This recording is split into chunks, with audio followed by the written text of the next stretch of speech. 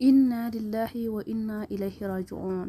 ያ አምር ማ በይነከ ወበይነ አላህ ሱብሓነከ ያ አላህ ሱብሓነከ ያ ረህማን። አምር እንግዲህ ዛሬ ጠዋት አረፋት ላይ ህይወቱ እንዳለፈ በአረብ ዜናዎች በእያንዳንዱ አረቦች በሚዲያቸውን እያጋሩ ነው ማለት ነው። እንግዲህ ይሄ የምታዩት ጀግና በዚህ 2 ቀን እንግዲህ መነጋገሪያ ነበረ የሆነው ማለት ነው። ለሐጅ ከሊባኖን ወይም ከሉብናን እንግዲህ የሚመጣ ነው። ነገር ግን አውሮፕላን ያው ትንሽ ሰዓት ይረፍድበትና ጥሎት ይሄዳል። አውሮፕላኑ ትንሽ አንድ ያልገባው ሁጃጅ አለ ጠብቅ ቢባል እምቢ ብሎ ሄደ። ትንሽ እንደሄደ የአየር ሁኔታው ጥሩ አይደለም ተብሎ አውሮፕላኑ እንዲያርፍ ተደረገ። በወረትክበት በዛው ማንሳው ሲባልም በጭራሽ አለ ካፕቴኑ። አሁንም አርፎ ተነስቶ ሲሄድ አሁንም ጥሎት ተነሳና ሄደ። እሱ ዝም ብሎ እንግዲህ ኤርፖርት ቁጭ ብሎ ይጠባበቃል። እንደዚሁንም ደግሞ አሁንም ለሁለተኛም ጊዜ ደግሞ አየሩ ሊያሳልፈው አልቻለም። ድጋሚ እንዲያርፍ ይገደዳል አውሮፕላኑ። አሁንም ሲያርፍ አይ እንግዲህ ይሄ ሰውየውን ሳልይዝ አልመለስም አልሄድም ብሎ እንግዲህ ካፕቴኑ መልሶ ወርዶ ከሱ ጋር አብሮ ፎቶ ተነስቶ ምን ብሎ በቃ አንተ ይቅርታ አድርግልኝ ብሎት ነበር። እንግዲህ ሀብላው የሄዱት ሲሄድም በቃ በመካ በጣም በሚገርምም አቀባበል ነው ሁሉም የተቀበለው። ምን አይነት ከአላህ ምን አይነት መልካም ግንኙነት ቢኖረው ነው፣ ምን አክል ልበፈሪና ምን አይነት መልካም ስራ ቢኖረው ነው ብሎ እጅግ በሁሉም ዓለም ያለ ሰው ተደንቆ ነበረ። አንድ ሰው ሀጅ ማድረግ ማንኛውም ሙስሊም በእድሜው ሀጅ ማድረግ የማይፈልግ የማይመኝ መካንን ቤተላህን ማየትን መዘየርን የማይመኝ የማይፈልግ የለም። የሁሉም ሙስሊም የጠዋት የማታ ዱዓው ነው። ግን አላህ ደግሞ ቀኑ ወቅቱ ሰዓቱ በደረሰ ጊዜ የውስጥን የልብን የሚያውቅ አላህ ነውና አላህ ደግሞ ከዚህም ከዛም ብሎ ለሰው ልጅ ያሳካለታል ማለት ነው።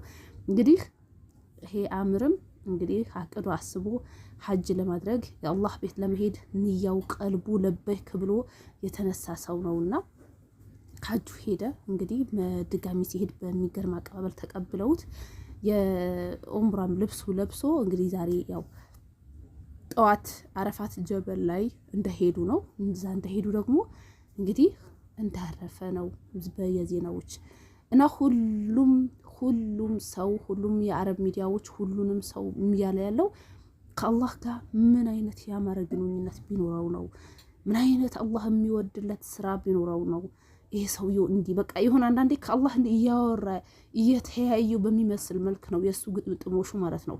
አላህን ያሰበውን በቃ አሟላለት አሳካለት። አሁን እንግዲህ ገና ያው በዛሬው ቀን ገና ህይወቱ አለፈ፣ ወደ አላህ ገና ሄደ ማለት ነው። አላህ መጨረሻችን ያሳምርልን። አላህ ወደነው አፍቅረነው ተከትለን መጨረሻውን በአማረ መልኩ ከአላህ የምንገናኝ አላህ ያድርገን። ሁላችንም ደግሞ አላህ የጀነት ሰዎች ይበለን እና ሁሉም አቤት የሱ አሟሟት ታድሎ አላህ እንዴት ቢወደው ነው። አላህ እንዴት እሱስ እንዴትን አላህ ተጠንቅቆት አላህን እንዴትን ያዘዘውን ታዝዞ ቢኖር ነው ብሎ ሁሉም ሰውን የተቀባበለው ነው ማለት ነው። አላህ ሆይ መጨረሻችን አሳምርልን። አንተ በምትወደው ነገር ላይ አንተ ባዘዝከን ነገር ላይ የምንጸና አንተ የጠላኸውና እናንተ እንዳትቀርቡት ባልከው ነገር ላይ ደግሞ ተጠንቅቀን የምንኖር ሰዎች አላህ አድርገን ያ ረብ። በአላህም ላይ ያለ ሁሉንም ሰው አሟሟቱና መጨረሻውን አሳምርልን። ለሁላችንም መታደል ነው። በነገራችን ላይ ኡምራም ላይ ይሁን ሐጅም ላይ ገና ልትሄዱ ያሰባችሁ ቀን ነው እና ገና ልትሄዱ ያሰባችሁ ቀን ነው ልብን በደስታ የሚሞላው። መካ ላይ ሲኮን እኔ እንጃ አላህ ለሁላችንም አላህ ይወፍቀን። ያኔ እዚህ ምድር ላይ መኖሩ ራሱ እንረሳዋለን። ምድር ላይ መሆናችን ራሱ እንደዚህ አሁን ዛሬ በምድር ብዙም ያስጨንቀን ብዙም ያሳስበን ነገር ይሄ ባሳካሁ ይሄ ባረኩ ምናምን የምንለው ነገር በቃ እዛ ስንሄድ ጥፍት ካይምሯችን በቃ አላህ እንዴት ፊት ለፊት የምናየው ነው የሚመስለው የምንገናኘው ነው የሚመስለው።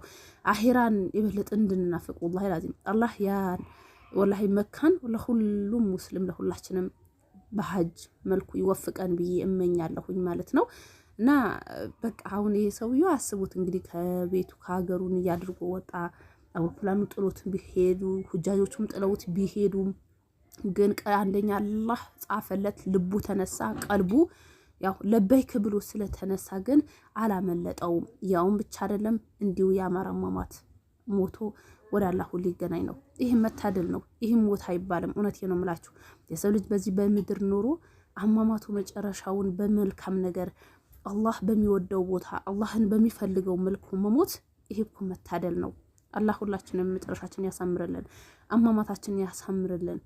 ሞተን ያለ ጥያቄ ያለ ምንም ጥያቄ ጀነት የምንገባ ሰዎች አላህ ያደርገን። እንግዲህ አምርም አላህ እንግዲህ በጀነት ያስደስትህ። አላህ በጀነትን ያማረን ቦታ አላህ ያስቀምጥህ። እንግዲህ ብዙዎቹ በቃ እኔ እንጃ ምን አይነት ሰው ነበረ ባወቀን ብለው ነው ታሪኩን ገና እንትን እያሉ ያሉትና በቃ በጣም የሚገርም ነው። እውነቴ ነው የምላችሁ እንደዚህ ይሁን በአሁን ዘመን እንዲህ አይነት ከአላህ ጋር ቁርኝት ያለው መልካም ባሪያ አለው ወይ ብሎ ነው ሁሉም እየተገረመ ያለው ማለት ነው። ሱብሃነከ ያ ረብ። ታሪክ በቃ የሆነ ታሪክ እኮ ነው የሚመስለው ራሱ። እውነቴ ነው የምለው ሰው ገና የተፈጠረው ነገር ታሪኩ ሲነገር ምን አይነት የቂን ምን አይነት ዕልም ምን አይነት የሆነ የጥሩ ልብ ቢኖረው ነው መልካም ልብ ቢኖረው ነው። አሁን ደግሞ ጭራሽ ያኔ ገና ዛሬ ጠዋት አረፋት ላይ ሞተ ምናምን ሲባል ደግሞ ያ ረቢ አላህ እንዴት ቢወደው ነው ካላህ እንዴት ቁርኝት ቢኖረው ነው ብሎ ነው ያለው። አላህ ሁላችንን መጨረሻችን አሳምርልን፣ ኻቲማችንን